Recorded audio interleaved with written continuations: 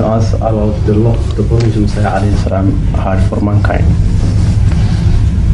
Sayyid Hazur, could you kindly enlighten us about the love of the promised Messiah, peace be on him, towards humanity or mankind as a whole? The attitude? The love. The love, sir. I'm sorry, that's right. You pronounce it as love. Yeah. It's pronounced as love. Yeah. Right? So, you see, it is a strange question in a way, because anyone who claims to be from God can have nothing but love for God and His creation. And this is common to every prophet of Allah, and even to the holy people who are small, lesser than prophets. I have been speaking on this subject repeatedly, that it is impossible to claim the love of God without at the same time claiming the love of the mankind. Not only that, love of the entire creation of Allah. Because if you love someone, it's impossible for you to hate his creation. Can you do it simultaneously? You love a cook but not the food he cooks. You love a painter but not the painting he makes. So they are, inseparably linked, these loves. All we know of God is through His creation. Is that not right? Who has seen God directly? Always through the reflective mirror of His creation. The creation is lovely. That is why we love Him. So the first evidence we give is with relation to His creation. And we find it so lovely that many often we fall in love with creation and forget the Creator. So are the holy men absolutely mad? How can they forget this fact that they also were led to God by watching His creation, and every actor, every little bit of creation raised his finger in the direction of Allah. And he was reflected not only from afar, but from within their anfus. Not only by the study of the nature around, but also when one sinks into himself, he again finds the evidence of God's beauty. So how can you to love God, but knowing that you have known Him to be beautiful because of His creation, you hate His creation? It's not possible. I'm talking of the dead creation. There we do not find any discrepancy. When you like a scene, everybody likes it, and there is no contradiction. But when it comes to life, and particularly the very best of life, that is human, then you find a very ugly contradiction in his claim that he loves God. He loves God, he loves his creation below the human level, but when it comes to mankind, he begins to hate them. How can it be possible? It only is possible if there is some distortion in his angle of vision. And that distortion always begins with selfishness. Of course, the selfish people also love, but their circle of love is smaller and smaller. The one who is most selfish, he would love only his children, his wife, or his nearest ones. Yet man cannot live without love. So, but God does not live only one family, does He? So he is not being honest to God. He is only selfish. So the man who is so selfish, how can he love God and how can God love him? Now, enlarge the area of this discussion and let's get out of the family circle to the circles of various religions.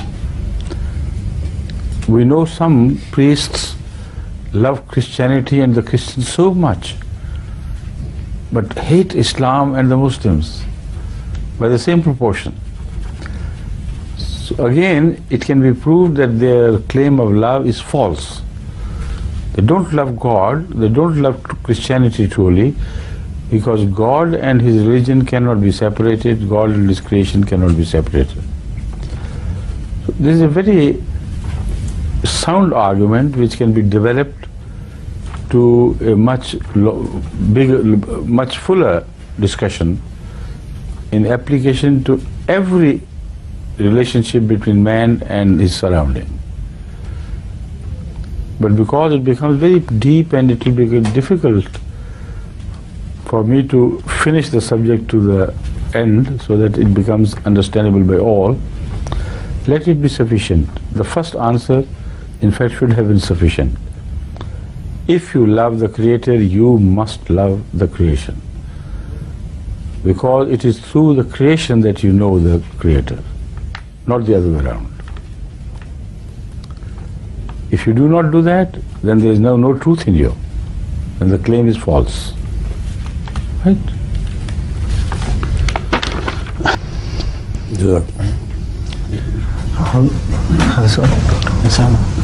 Hadur, my question. Maybe I would like to add something more, specifically with reference to Hazrat Masih Maud Islam, as the question you raised was particularly regarding him. So although I have given a general answer, it covers Hazrat Masih Maud Islam as well. And the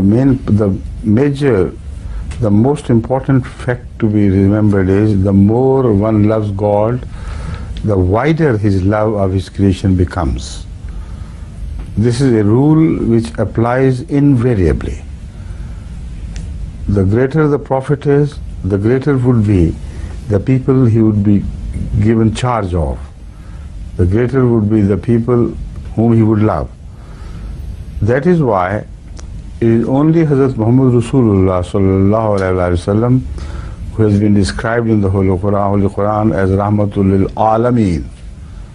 Not only for mankind, not only for animals, but for the whole Alameen. This is a introduction of Hazrat Muhammad Rasulullah in the Quran which no other prophet shares. See? So, judging from this principle, if Hazrat Masih Maud is truly his subordinate prophet in Islam, then he must also show similar character. He must also love mankind exceptionally, and people should notice that love of mankind in him. For that, one has to prepare the answer with reference to what he has written in different books about this subject. It's not possible for me to give you exact references in the same words as he has used, but I refer to one or two passages from his books which will be sufficient to illustrate the point. For instance, in Kashti Nuh, he says that God is like a priceless gem we have discovered. There's nothing like him. So wonderful, so beautiful. It is impossible for me to keep that information to me myself alone. I can never rest in peace until I tell the entire world of what I have discovered. He says, my highest concept of Jannah is God.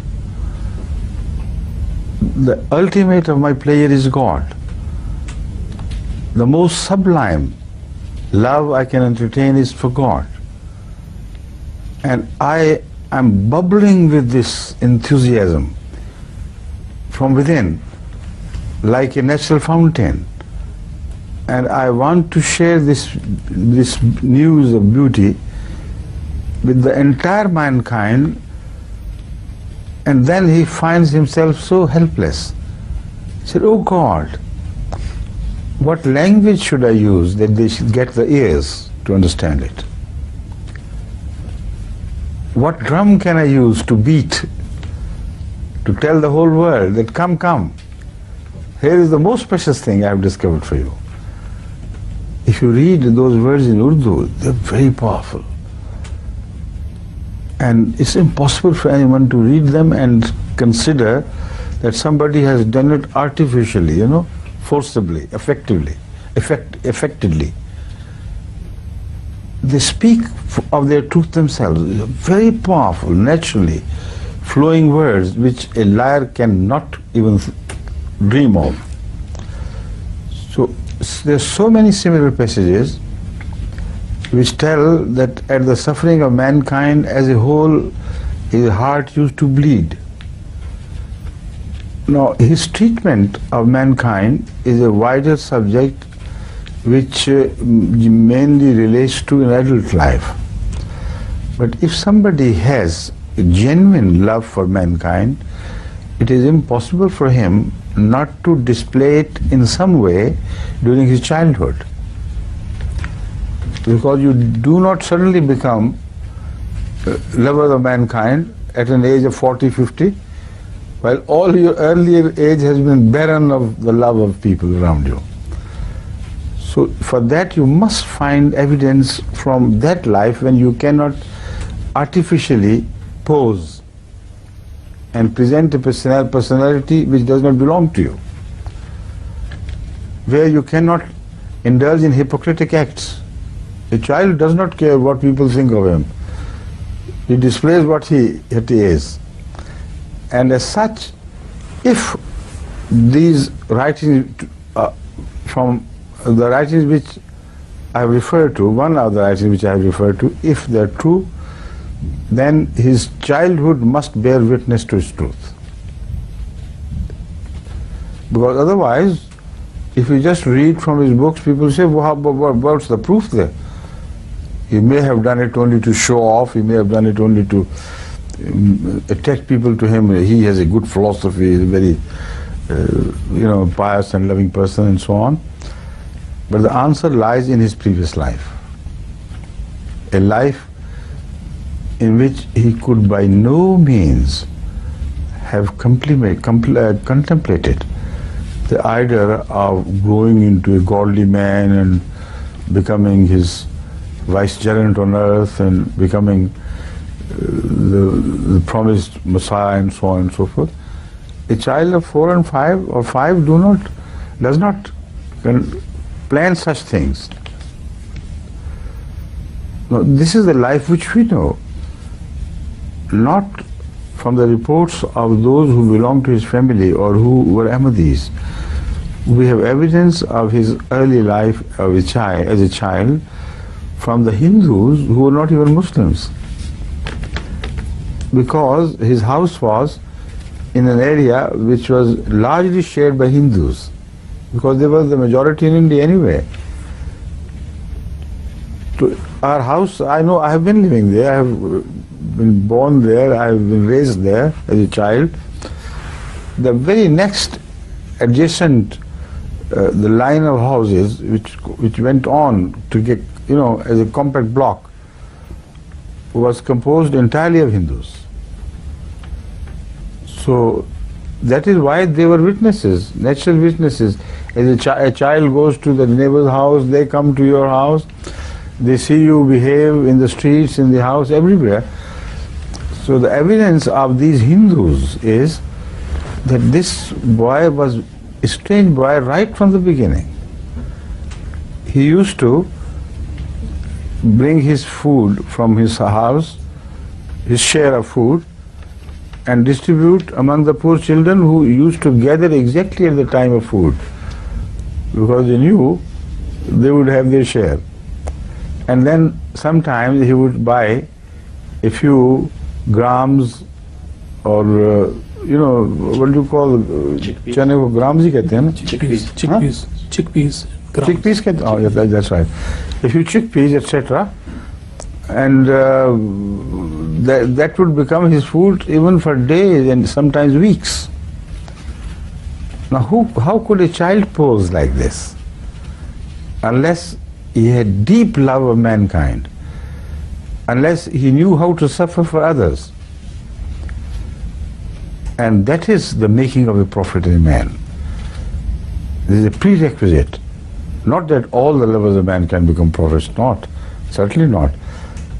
But without this, God never chooses anyone to represent him and hand over the affairs of his creature to such a person who is crooked, who is cruel, who is unconcerned with the miseries of others. So I think that should be sufficient, because I can't produce books now, offhand. So later on, if you like, the Imam Sahib can collect a large number of passages which will require us full 3 days of this Maqam al-Arab and the next week and the next week and so on. Okay? I missed the beginning in Kashti Nuh, the promised Messiah, peace be on him. It says Yeah. that खुदा वो क्या अल्फाज है? हमारा बहिश्त हमारा हमारा बहिश्त हमारा खुदा है. और या अल्लाह साथ. Our paradise is our Lord, our God. I started referring to the paradise. This is what it says. हमारी आला लज़्ज़ात हमारे खुदा में है. The most sophisticated or sublime pleasures we have are in our Lord God. Right?